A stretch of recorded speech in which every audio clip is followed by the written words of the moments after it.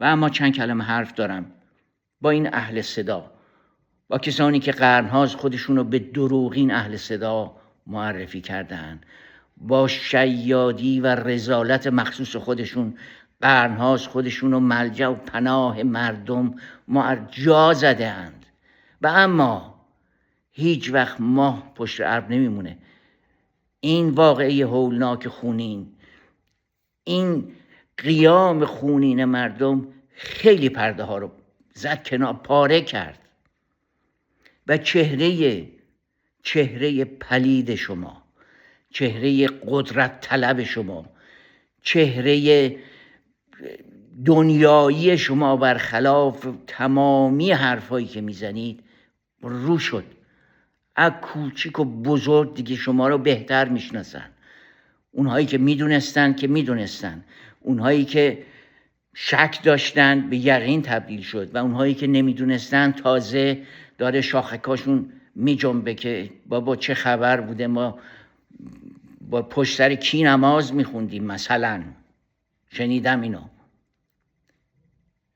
و شما جلو چشتون دیدید که مردم به خاطر چه چیزی، به خاطر رسیدن به حقشون که همین شما با اون روایات کهنه و با اون کتابای پوسیدتون بارها همین مسئله رو دیگه نتونستید عنوان نکنید که حق طلبی چنان است و اون یکی این کار رو کرد و اون گفته اگه حق اینجوری هست منو دریابید.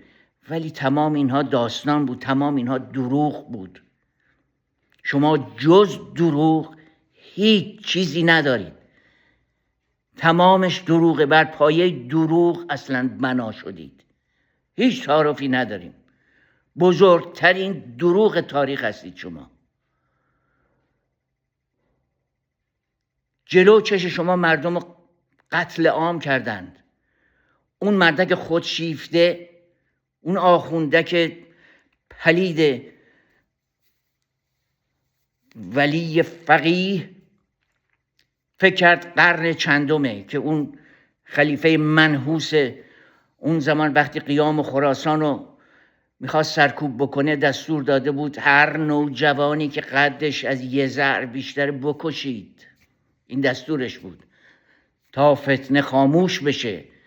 و این مردک عقب افتاده ذهنی که وابسته به همون زمان هاست فکر کرد اینترنت که قطع بشه یا چراغ‌ها رو هم خاموش بکنیم، برق هم قطع بشه، بیاریم چند تا از این مزدورای لبنانی و حوسی و نمیدونم چچنی و از تمام جاهایی که پول مردم رو ریختن تو حلقشون اینا رو بیاریم و اینا پشت دوشکا و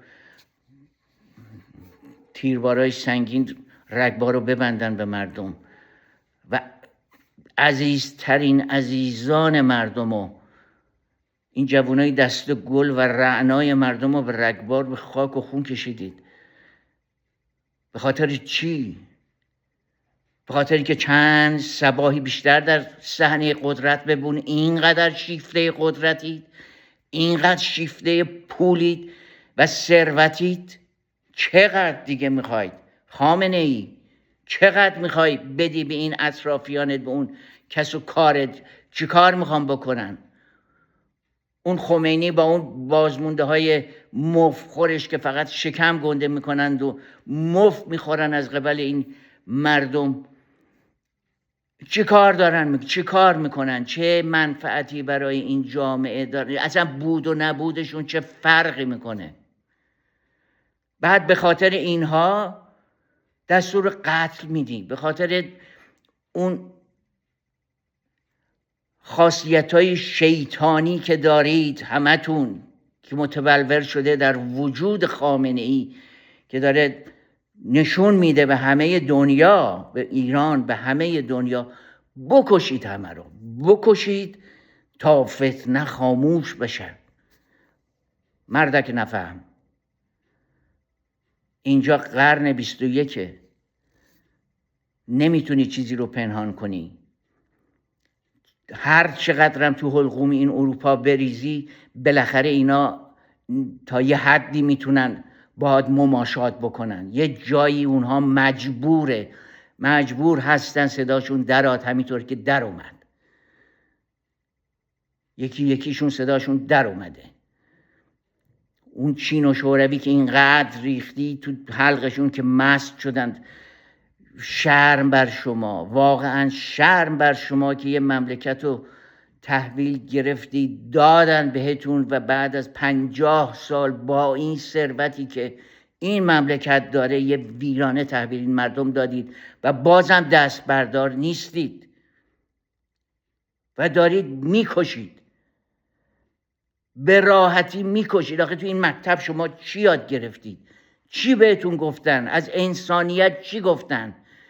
انسان به دو بخش می شود. انسانیت رو میگم، انسان بالاتنه دارد پایین تنه دارد. از نظر شما بالاتنه محل خورد و خوراک است، پایین تنم محل پس دادن است. دیگه چه چیزی؟ دروغ بد است، اما دروغ اینجا 1000 جای دیگه دروغ خوب است. آدم کشی بد است، اما 1500 جای دیگه آدم کشی بهترین کار است. آخه مزخرفات دیگه جواب نمیده، دیگه کافیه. این نسل‌های جدید، این نسل‌های واقعاً آگاه و شجاع که از جونشون در راه آزادی و آرمانشون میگذرند، با این مزخرفات دیگه کنار نمیان و جوابتون رو میدن. آیندگان هم قضاوت‌های خودشون رو خواهند کرد و تصمیمشون رو در مورد بازمانده های شما به خوبی خواهند گرفت.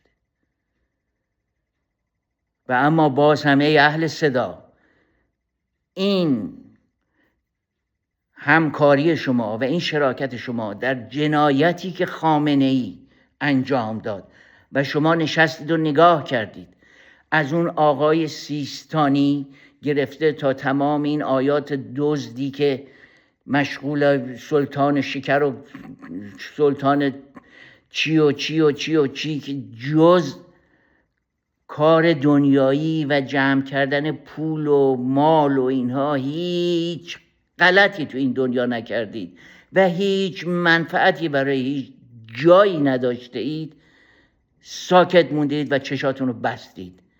اینو تاریخ فراموش نمیکنه. ننگبارترین فصل تاریخ برای شماست. باید برگردید به همون قبرستون کهنه‌ای که از اونجا شما رو آوردن، دامنه های نمیدونم جبل عامل و هر جایی که هست. نسل‌های جدید دیگه احتیاج به این مزخرفات شما ندارند. چیزی ندارید که به اونها یاد بدید. چیزی ندارید دیگه. کوله بارتون هرچی بود اون نسل‌های گذشته‌های ما بودن. به هر صورت، به هر دلیلی، به هر حال یه مقداری همراهی کردن، ولی من بعد اینها کسی گوشش به این مزخرفات شما بدهکار نیست و داستان شما تموم شده. اینو بفهمید. اون مغزهای خمیری شما که چیزی جز داستان پایینتنه بالاتنه و چگونه خوردن، چگونه کشتن، چگونه دزدی کردن، چگونه ناموس مردم رو زیر و رو کردن، جز اینها هیچ مزخرفی توش پیدا نمیشه. تموم شد. هزینه خیلی سنگین بود، هزینه هولناک بود، اما جای تأسف داره که باید گفت این اتفاق باید میافتاد تا چهره ننگین شما رسوا بشه. و چه خوب شد.